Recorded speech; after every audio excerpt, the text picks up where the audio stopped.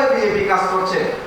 তাই আমি বিজেপির সোশ্যাল মিডিয়া আর আইটি সেলদেরকে গতকালকেও বলেছি, আজকেও বলতে চাই, অম্পিতে কিছুদিন আগেই ওনাদের এই নতুন একজন নেত্রী, যে নেত্রীকে আমরা এই পাতাল কন্যা বলে চিনি, পাতাল কন্যাকে অনেকে সর্পনখাও বলেন, কারণ রাবণের বোন হলো সর্পনখা। লক্ষণকে না পাওয়ার কারণে লক্ষণ যখন এই সর্পনখার নাক কাটটা দিছিল, তখন নিজের দাদাকে অভিযোগ করলো। তারপর রাম আর রাবণের যুদ্ধ হওয়ার পর কিন্তু এই সর্পনখার কারণে রাবণ ধ্বংস হইল। কিন্তু আমরা ত্রিপুরাজ্যের সর্পনখার কারণে কিন্তু বিপ্লবদের নিজেই ধ্বংস হয়ে গেল। তো সেই সর্পনখা যে জায়গাতেই যায় ওখানে জনগণরা বিরোধ করে। এটা তো তীব্রামথার কোনো লেনা দেনা নাই। উনি এনআরসির নাম করে, সিএর নাম করে অনেকের কাছে কিন্তু লক্ষ লক্ষ টাকা এই রোজগার করেছেন, লক্ষ লক্ষ টাকা আদায় করেছেন।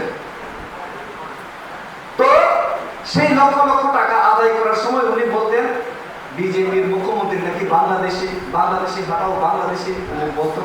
পরে দিয়ে দেখা গেল সেই বাংলাদেশি মুখ্যমন্ত্রী বিপ্লব দেবই তার বড় ভাই।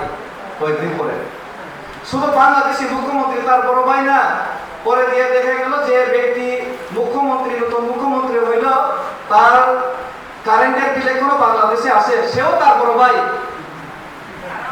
এই আমাদের সর্বনকার। আমি জানি না এক ভাই তো মরে গেল, এটা রাবণ না কুম্ভকর্ণ আমি জানি না, বিপ্লবের যে মরে গেল ভালো লাগলো। এখন শেষ পর্যন্ত মানিক স্যার কি হয় আমি